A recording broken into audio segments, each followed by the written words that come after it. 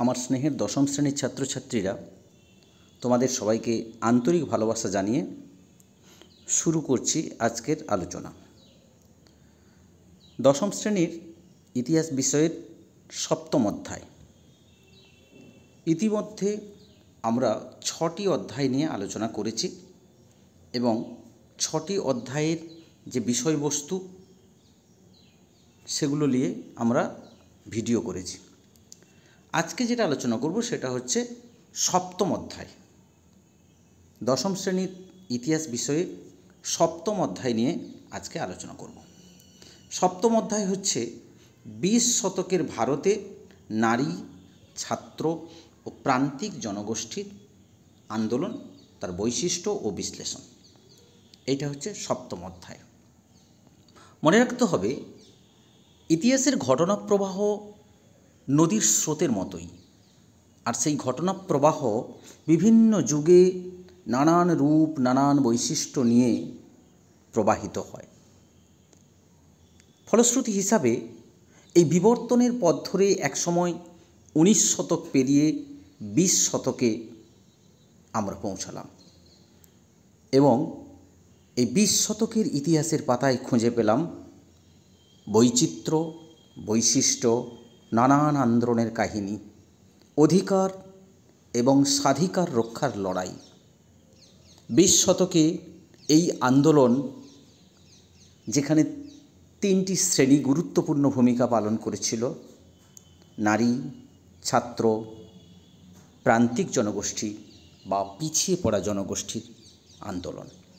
20 শতকের আন্দোলনে এটাই ছিল সবচাইতে গুরুত্বপূর্ণ বৈশিষ্ট্য। আমরা এই অধ্যায়টাকে আলোচনা করার জন্য এই অধ্যায়ের 3টে ইউনিটকে বেছে নিয়েছি। 3টে ইউনিট রয়েছে। একটি হচ্ছে 20 শতকের ভারতের নারী আন্দোলনের চরিত্র, বৈশিষ্ট্য, বিশ্লেষণ। দ্বিতীয় ইউনিট ছাত্র আন্দোলনের চরিত্র, বৈশিষ্ট্য, বিশ্লেষণ। এবং তৃতীয় ইউনিট দলিত আন্দোলন বা প্রান্তিক জনগোষ্ঠীর আন্দোলন এবং তার বিকাশ। এই 3টে ইউনিটের বেশ কিছু সাব ইউনিট রয়েছে। আমরা প্রত্যেকটি ভিডিওতে যেমনভাবে আলোচনা করি সাব ইউনিটগুলো ধরে ধরে, ঠিক তেমনি এখানেও প্রথম যে ইউনিটটার কথা আমরা বলেছি, 20 শতকের ভারতে নারী আন্দোলনের চরিত্র, তার বৈশিষ্ট্য, বিশ্লেষণ, তার 5টা সাব ইউনিট রয়েছে।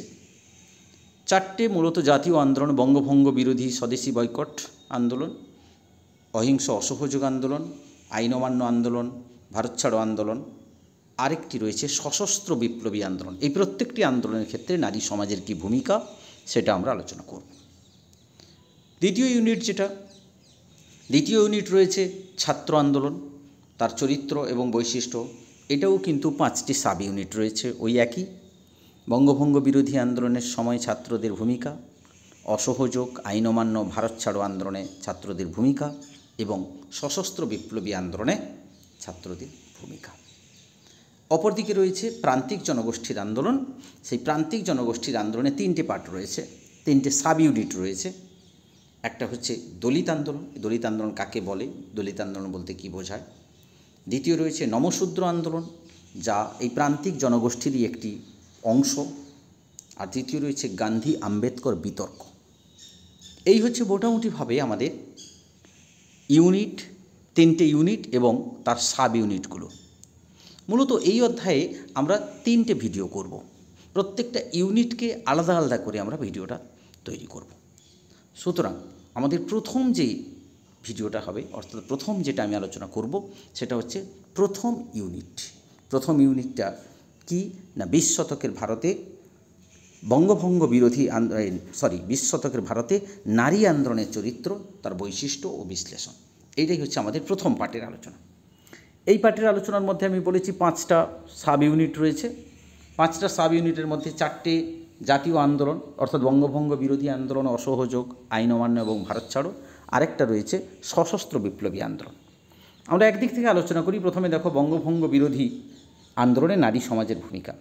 1905 খ্রিস্টাব্দে লর্ড কার্জন বাংলা ভাগ করলে বাংলা তথা ভারতের সর্বত্র এই বাংলা ভাগের বিরুদ্ধে, এই চক্রান্তের বিরুদ্ধে আন্দোলন সংগঠিত হয়। সেই আন্দোলনে বিভিন্ন শ্রেণীর মানুষের পাশাপাশি নারীরাও কিন্তু যোগদান করে।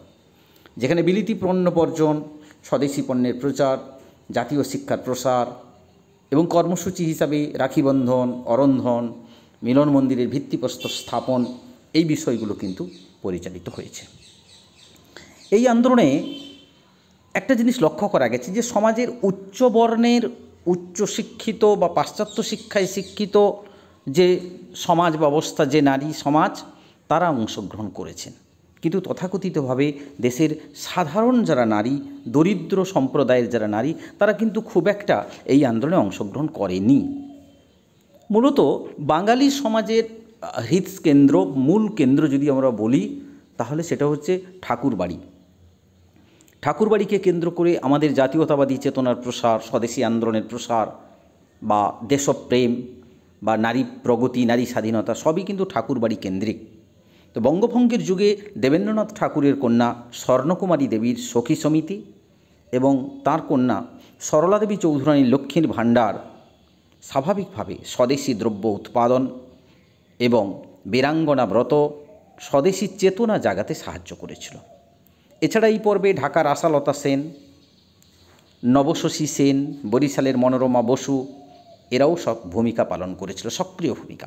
এছাড়া ভগিনী নিবেদিতা, হেমপ্রভা মজুমদার, লাবণ্যপ্রভা চন্দ, বা এই পর্বে ভারত মহিলা পরিষদ সেবা সদন, যার প্রতিষ্ঠাতা ছিলেন এম.জি. রানাডের পত্নী রমাবাই রানাডে, এই আন্দোলনের ক্ষেত্রে উল্লেখযোগ্য ভূমিকা পালন করেছিলেন। তবে এই আন্দোলনে বেশ কিছু সীমাবদ্ধতা ছিল, যেমন বঙ্গভঙ্গ বিরোধী আন্দোলনে নারীদের ভূমিকা খুব একটা সাকসেসফুল ছিল না। আমি একটু আগেই বলেছি যে উচ্চবিত্ত, শহুরে কালচারে অভ্যস্ত, পাশ্চাত্য শিক্ষায় শিক্ষিত এমন নারীরাই অংশগ্রহণ করেছিল। গ্রামের নারী সমাজের যে বৃহত্তর অংশ, তারা কিন্তু এই আন্দোলনে খুব একটা উৎসাহ দেখায়নি। পুরুষদের প্রাধান্য ছিল। আন্দোলনে নারীরা অংশগ্রহণ করলেও আন্দোলনের নীতি পদ্ধতি এটা নারীরা স্থির করতে পারতো না, মূলত পুরুষরাই স্থির করত। সুতরাং বঙ্গভঙ্গ বিরোধী আন্দোলনের ত্রুটি ছিল, এ বিষয়ে কোনো অস্বীকার করা যাবে না, ত্রুটি ছিল, কিন্তু তা সত্ত্বেও বলা যেতে পারে যে এই আন্দোলনকে কেন্দ্র করে বাংলার নারী সমাজের রাজনৈতিক চেতনা নিঃসন্দেহে একটা গুরুত্বপূর্ণ পর্যায়ে উন্নীত হয়েছিল। দ্বিতীয় সাব ইউনিট হিসাবে অসহযোগ আন্দোলনের সময় নারীদের ভূমিকা আমি আলোচনা করব। অহিংস অসহযোগ আন্দোলন গান্ধীজির ডাকেই 1920 থেকে 22 খ্রিস্টাব্দ পর্যন্ত এই আন্দোলন পরিচালিত হয়েছিল। এই আন্দোলনের বেশ কিছু কর্মসূচি ছিল। এই আন্দোলনের প্রস্তাব গৃহীত হওয়ার পর যে কর্মসূচি গৃহীত হয়েছিল, সেই কর্মসূচিগুলি খুব যে বিরাট কিছু কর্মসূচি ছিল তা নয়, শুধুমাত্র বিদেশি দ্রব্য বর্জন এবং স্বদেশি দ্রব্য গ্রহণের কথা এখানে বলা হয়েছিল। বিক্ষোভ হয়েছিল, আন্দোলন হয়েছিল, নারীরা দলে দলে আন্দোলনে অংশগ্রহণ করেছিল। গান্ধীজির আদর্শে শান্তি দাস নারী সত্যাগ্রহ সমিতি গঠনের মধ্য দিয়ে আন্দোলনের উপর জোর দিয়েছিলেন। গান্ধীজির অনুরোধে দেশের বহু নারী বিদেশি দ্রব্য বর্জন করে স্বদেশি দ্রব্যের জিনিসের প্রতি আকৃষ্ট হয়েছিলেন। গান্ধীজির নির্দেশে 1000 মহিলা প্রিন্স অফ ওয়েলসের ভারত আগমনের বিরুদ্ধে বিক্ষোভ দেখিয়েছিলেন। বিভিন্ন স্থানে পিকেটিং হয়েছে, বন্যুৎসব হয়েছে বিদেশি পণ্যের দোকানের ক্ষেত্রে। এই সময় হীরাবাই টাটা, সিথিবাই টাটা, বেগম হামিদ আলী, রাজকুমারী অমৃতা কাউর, মুথুলক্ষ্মী রেড্ডি নারীদের ভোটাধিকার দাবিতে আন্দোলন করেছেন। গঠিত হয়েছে নারী কর্ম মন্দির 1921 খ্রিস্টাব্দে চিত্তরঞ্জন দাসের বোন উর্মিলা দেবীর উদ্যোগে। বাসন্তী দেবীকে নিয়েও এই আন্দোলন পরিচালিত হয়েছে। কলকাতায় 1921 খ্রিস্টাব্দে চিত্তরঞ্জন দাসের বোন উর্মিলা দেবী নারী কর্ম মন্দির গঠন করেছিলেন, বললাম একটু আগে। এই সময় ইয়ং উমেন্স ক্রিশ্চান অ্যাসোসিয়েশন এবং ওমেন ইন্ডিয়ান অ্যাসোসিয়েশন প্রতিষ্ঠিত হয়েছিল, যার নেতৃবৃন্দের মধ্যে অ্যানি বেসান্ত, মার্গারেট কাজিন্স, কমলা দেবী চট্টোপাধ্যায়, রেণুকা রায় আন্দোলনকে শক্তিশালী করে তুলেছিল। আন্দোলন 1922 খ্রিস্টাব্দে চৌরি চৌরা ঘটনার ফলশ্রুতি হিসাবে আন্দোলন প্রত্যাহার হয়েছিল। গান্ধীজি এই আন্দোলন প্রত্যাহার করলে সারা ভারতবর্ষের মানুষের মধ্যে একটা হতাশা লক্ষ্য করা গেছিল। তথাপি বলা যেতে পারে অহিংস অসহযোগ আন্দোলন, নারীদের যোগদান ভারতের রাজনৈতিক ইতিহাসে একটি গুরুত্বপূর্ণ ঘটনা। নারীদের যোগদানের ফলে এই আন্দোলন প্রকৃত গণ আন্দোলনে পরিণত হয়েছিল। বিভিন্ন গবেষক, বিভিন্ন ঐতিহাসিক এ বিষয়ে গুরুত্বপূর্ণ মন্তব্য করেছেন, যেমন রমেশচন্দ্র মজুমদার। তিনি বলেছেন এই আন্দোলন সারা দেশ জুড়ে এক অভূতপূর্ব উত্তেজনা সৃষ্টি করেছিল। তৃতীয় পাঠে চলে যাব। তৃতীয় পাঠ হচ্ছে আইন অমান্য আন্দোলন এবং এই আন্দোলনে নারী শ্রেণীর ভূমিকা বা নারী জাতির ভূমিকা। 1930 খ্রিস্টাব্দের 12 মার্চ গান্ধীজি আইন অমান্য আন্দোলনের সূচনা করেছিলেন। 78 জন অনুগামী নিয়ে সবরমতী থেকে ডান্ডি উপকূলে যাত্রা শুরু করেছিলেন। 24 দিন পায়ে হেঁটে 240 মাইল পথ অতিক্রম করে ডান্ডিতে পৌঁছে সমুদ্রের জল ফুটিয়ে লবণ তৈরি করে লবণ আইন অমান্য বা আইন অমান্য আন্দোলনের সূচনা করেছিলেন। আন্দোলনের কর্মসূচি, গান্ধীজির ডাকে সারা ভারতে হাজার হাজার নারী এই আন্দোলনে অংশগ্রহণ করেছিল। কর্মসূচিতে ছিল মিছিলে অংশগ্রহণ, বিদেশি পণ্য ব্যবহার বন্ধ করা, বিদেশি পণ্যের দোকানের সামনে পিকেটিং, সরকারি স্কুল কলেজ অফিস আদালত ত্যাগ করা, সরকারকে রাজস্ব দেওয়া বন্ধ করা, অর্থাৎ বিভিন্ন ক্ষেত্রে সরকারি আইনকে অমান্য করা।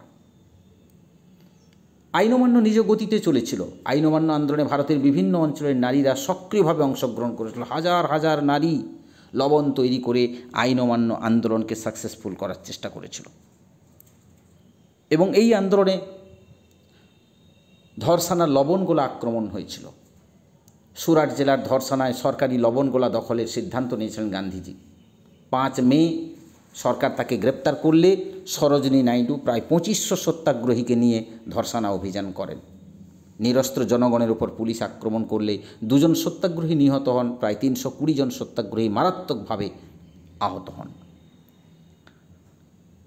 গান্ধীপত্নী কস্তুরবা গান্ধী, জওহরলাল নেহরুর স্ত্রী কমলা নেহরু, মতিলাল নেহরুর স্ত্রী স্বরূপরানী নেহরু, চিত্তরঞ্জন দাসের স্ত্রী বাসন্তী দেবী, অনিল রায়ের স্ত্রী লীলা রায়, এছাড়া সরোজিনী নাইডু, নেলি সেনগুপ্তা, এরাও কিন্তু আন্দোলনে গুরুত্বপূর্ণ ভূমিকা পালন করেছিলেন। গান্ধীজির আদর্শে কলকাতায় নারী সত্যাগ্রহ সমিতি গঠিত হয়েছিল। রাষ্ট্রীয় স্ত্রী সংঘ গঠন করেছিলেন সরোজিনী নাইডু। এইভাবে আন্দোলন অত্যন্ত শক্তিশালী হয়ে উঠেছিল। 1931 খ্রিস্টাব্দে জেনেভায় নারীদের সাম্য বিষয়ে আন্তর্জাতিক সম্মেলনে চীনের কমিউনিস্ট পার্টি গুরুত্বপূর্ণ ভূমিকা পালন করেছিল। 1930 থেকে 32 খ্রিস্টাব্দে নারী আন্দোলনে সামিল হয়েছিলেন বাংলায় কমলা দেবী চট্টোপাধ্যায়, বাসন্তী দেবী, উর্মিলা দেবী, সুনীতি দেবী, দুর্গা দেবী, আশালতা সেন, বীণাপাণি দেবী প্রমুখ মহিলাবর্গ। 1930 খ্রিস্টাব্দের মে মাসে ধরসানা লবণগোলা অভিযানে নেতৃত্ব দিতে গিয়ে ভারতের বুলবুল নামে পরিচিত সরোজিনী নাইডু তার নারী বাহিনীকে বলেছিলেন, ভারতের মর্যাদা তোমাদের হাতে, তাই হিংসার আশ্রয় নেবে না। আইন অমান্য আন্দোলন নিঃসন্দেহে গুরুত্বপূর্ণ ভারতবর্ষের ইতিহাসে, তার চাইতে গুরুত্বপূর্ণ এই আন্দোলনে নারীদের অংশগ্রহণ। এই আন্দোলন কতটা সাকসেসফুল হয়েছিল তা পরবর্তীকালের ইতিহাস তার প্রমাণ দিয়েছে। এবং তার চাইতেও বড় যেটা, যে নারী মুক্তির ইতিহাসে এই আন্দোলন নিঃসন্দেহে স্মরণীয়। নেক্সট আন্দোলন আলোচনা করব ভারত ছাড়ো আন্দোলন। এই পর্বে নারীদের ভূমিকা।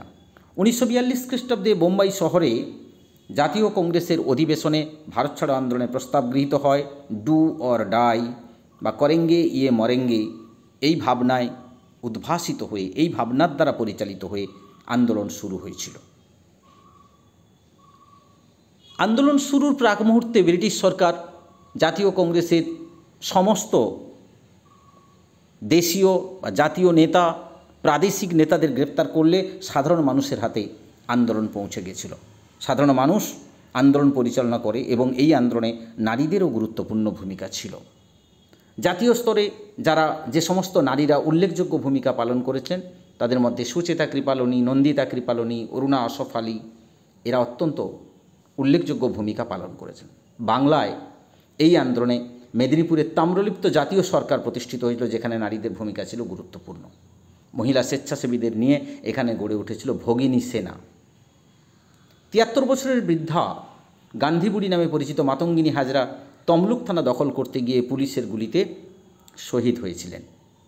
বীরভূমে ভারত ছাড়ো আন্দোলনকে সংগঠিত করার কাজে বিশেষ ভূমিকা পালন করেছেন নন্দিতা কৃপালনী, রানীচন্দ, এলা দত্ত, সনিতা সেন।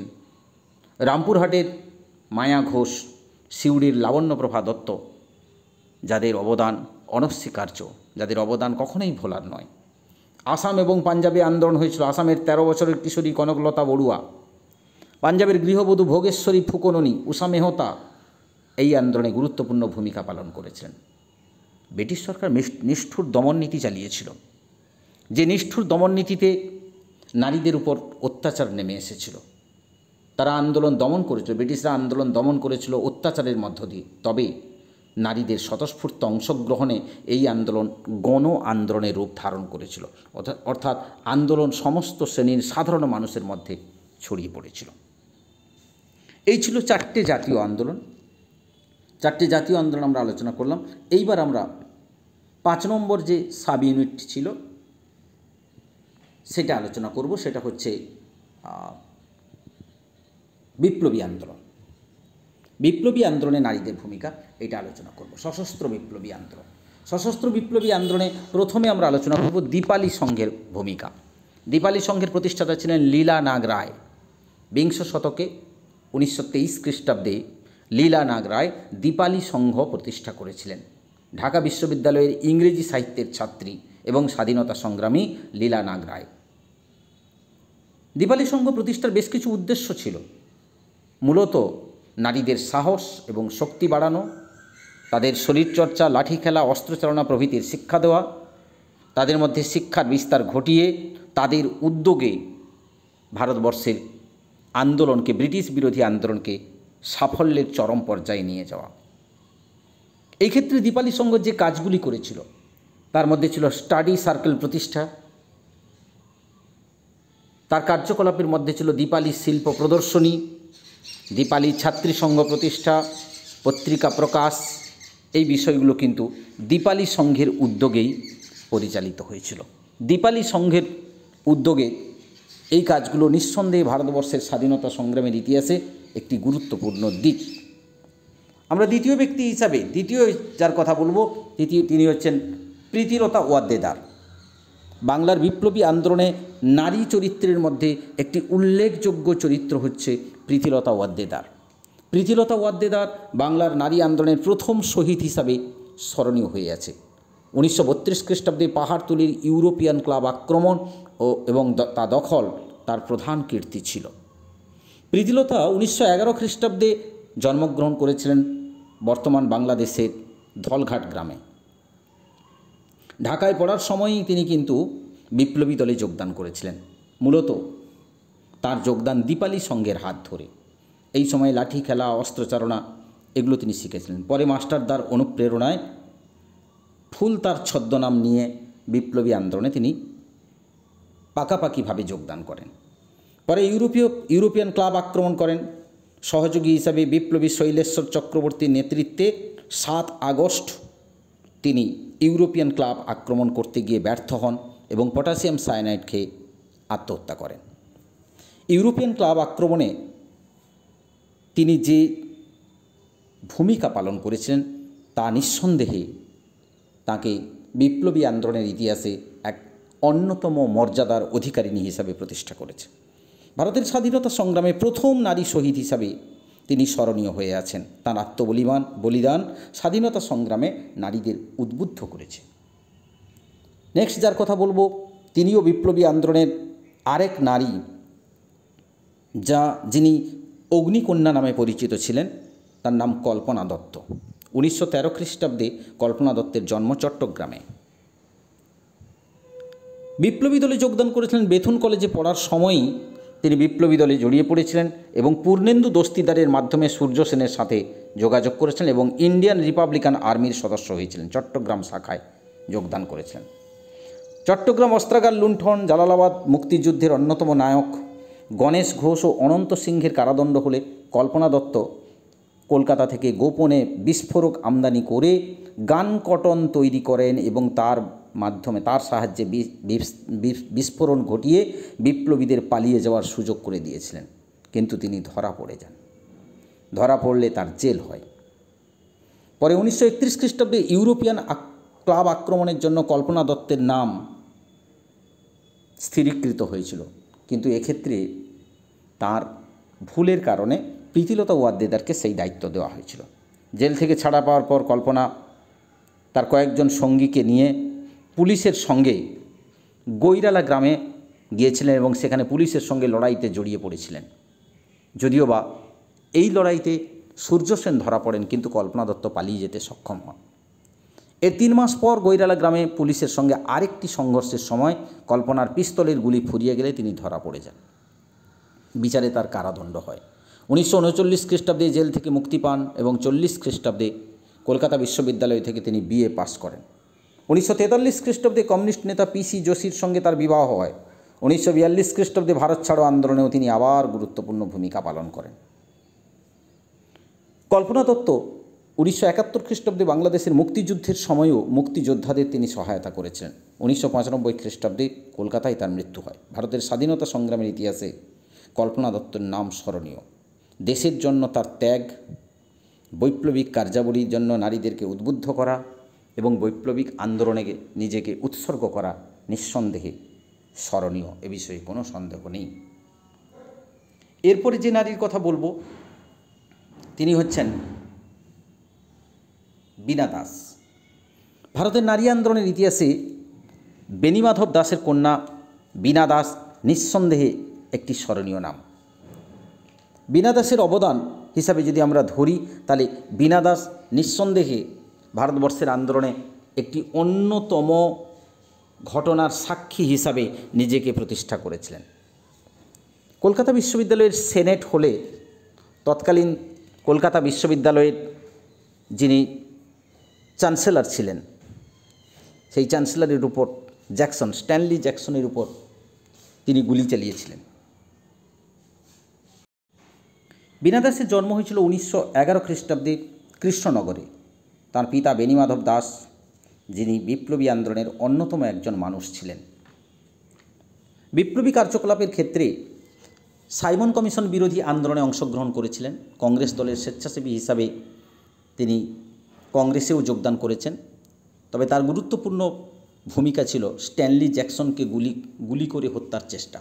1932 খ্রিস্টাব্দে 6 ফেব্রুয়ারি কলকাতা বিশ্ববিদ্যালয়ের সিনেট হলে সমাবর্তন অনুসারে গভর্নর স্ট্যানলি জ্যাকসন যখন ভাষণ দিচ্ছিলেন সেই সময় তিনি দর্শক আসন থেকে 3 বার গুলি করেন, কিন্তু তিনি লক্ষ্যভ্রষ্ট হন। বিচারে তার 9 বছরের সশ্রম কারাদণ্ড হয়, যদিও 7 বছর পর তিনি মুক্তি পান। মুক্তি পাওয়ার পর তিনি কংগ্রেসের সঙ্গে যুক্ত হন এবং স্বাধীনতা সংগ্রামী জ্যোতিষ ভৌমিকের সাথে তার বিবাহ হয়। ভারত ছাড়ো আন্দোলনের সময় আন্দোলনে যোগদান করেন, আবারও তিনি কারারুদ্ধ হন এবং 3 বছর কারাদণ্ড ভোগ করার পর তিনি মুক্তি লাভ করেন। 1986 খ্রিস্টাব্দের 26 ডিসেম্বর তার মৃত্যু হয় হরিদ্বারে। ভারতবর্ষের আন্দোলনের ইতিহাসে, নারী আন্দোলনের ইতিহাসে একজন উল্লেখযোগ্য স্থানের অধিকারী ছিলেন এই মহীয়সী মহিলা, যার অবদান তথাকথিতভাবে আমাদের দেশের অন্যান্য বিপ্লবী নারীদেরকে উদ্বুদ্ধ করেছিল। অন্যান্য বিপ্লবী নারীরা তার দ্বারা উদ্বুদ্ধ হয়েছিল, এ বিষয়ে কোনো সন্দেহ নেই। আমরা এরপরে যার কথা বলবো তিনি হচ্ছেন মাতঙ্গিনী হাজরা। ভারতের জাতীয় আন্দোলনের ইতিহাসে যে সমস্ত নারীরা যোগদান করেছেন তার মধ্যে অন্যতম ছিলেন মাতঙ্গিনী হাজরা। গান্ধী বুড়ি নামে পরিচিত। 1942 খ্রিস্টাব্দে ভারত ছাড়ো আন্দোলনে তিনি গুরুত্বপূর্ণ ভূমিকা পালন করেছেন। তার জন্ম হয়েছিল তমলুকের আলিনান গ্রামে 1869 খ্রিস্টাব্দে। 1930 খ্রিস্টাব্দে আইন অমান্য আন্দোলনে তিনি যোগদান করেন এবং গান্ধীজির আদর্শে অনুপ্রাণিত হয়ে এই আন্দোলনের জন্য 6 মাসের কারাদণ্ডে দণ্ডিত হন। পরে 1942 খ্রিস্টাব্দের ভারত ছাড়ো আন্দোলনে যোগদান করেন এবং তমলুকে আন্দোলন পরিচালনা করতে গিয়ে পুলিশের গুলিতে তিনি শহীদ হন। পুলিশি অত্যাচার এবং আক্রমণকে সহ্য করেও মাতঙ্গিনী হাজরা যেভাবে নির্ভীক চিত্তে ভারত ছাড়ো আন্দোলনে অংশ নিয়েছিলেন তা ভারতীয় নারী সমাজের কাছে দৃষ্টান্তস্বরূপ। এরপর আমরা যার কথা বলবো তিনি হচ্ছেন লক্ষ্মী স্বামীনাথন। লক্ষ্মী স্বামীনাথন ভারতের বিপ্লবী আন্দোলনের ইতিহাসে একজন অন্যতম মহিলা বিপ্লবী। নেতাজি সুভাষচন্দ্রের অনুগামী হিসেবে তিনি কাজ করেছেন। নেতাজি সুভাষচন্দ্র বসুর নেতৃত্বাধীন আজাদ হিন্দ ফৌজের নারী বাহিনীর অন্যতম নেত্রী হিসাবে। সুভাষচন্দ্র বসু যখন ব্রিগেড তৈরি করেছিলেন, জাপানে সেনাবাহিনীর ব্রিগেড তৈরি করেছেন, সেই ব্রিগেডগুলোর মধ্যে একটি অন্যতম ব্রিগেড ছিল ঝাঁসি রানী ব্রিগেড। এই ব্রিগেডের নেতৃত্বে ছিলেন শ্রীমতী লক্ষ্মী স্বামীনাথন, যে বাহিনীতে প্রায় 1500 জন নারী যোগদান করেছিলেন। লক্ষ্মী স্বামীনাথন ছিলেন সিঙ্গাপুরে কর্মরত একজন চিকিৎসক। সেই কর্মজীবন ছেড়ে তিনি ক্যাপ্টেন লক্ষ্মী হিসাবে পরিচিত হয়েছিলেন এবং আজাদ হিন্দ বাহিনীর ঝাঁসির রানী ব্রিগেডের অন্যতম নেত্রী হিসাবে তার দায়িত্ব পালন করেছিলেন। দ্বিতীয় বিশ্বযুদ্ধের সময় অক্ষশক্তিভুক্ত জাপান মিত্রশক্তিভুক্ত ভারতে ব্রিটিশ শক্তিকে আক্রমণ করতে এগিয়ে এলে লক্ষ্মী স্বামীনাথনের নেতৃত্বে ঝাঁসি বাহিনী ও সিঙ্গাপুর থেকে ব্রহ্মদেশের দিকে এগোতে থাকে। কিন্তু প্রাকৃতিক বিপর্যয়, এই প্রাকৃতিক বিপর্যয়ের কারণে লক্ষ্মী স্বামীনাথনের নেতৃত্বে ঝাঁসি বাহিনীর বীর নারীগণ জঙ্গলের লতাপাতা খেয়ে যুদ্ধ চালিয়েও আত্মত্যাগের পরিচয় দিয়েছিল। শেষ পর্যন্ত আজাদ হিন্দ বাহিনী পরাজিত হয়। ক্যাপ্টেন লক্ষ্মী 1945 মে মাসে ব্রিটিশ সেনাদের হাতে বন্দী হন। 1946 খ্রিস্টাব্দের মার্চ মাস পর্যন্ত তিনি বার্মার জেলে বন্দী ছিলেন। এই হচ্ছে আমাদের নারী আন্দোলনের ইতিহাস। আমরা 5টা ইউনিট আলোচনা করব বলেছিলাম, সেই 5টে ইউনিট আলোচনা করলাম। 4টে আন্দোলন, বঙ্গভঙ্গ, অসহযোগ, আইন অমান্য, ভারত ছাড়ো এবং বিপ্লবী আন্দোলনে নারীদের ভূমিকা। আমরা 5টা আন্দোলনই আলোচনা, 5টা ইউনিট, সাব ইউনিটই আলোচনা করেছি। এই ভিডিওটা এখানেই শেষ। এর পরবর্তী ভিডিওতে আমরা ছাত্র আন্দোলন এবং তারপরে আমরা আলোচনা করব প্রান্তিক জনগোষ্ঠীর আন্দোলন। এখনকার মতো এই ভিডিওটা শেষ করছি। তোমাদের সবাইকে অসংখ্য ধন্যবাদ জানাই।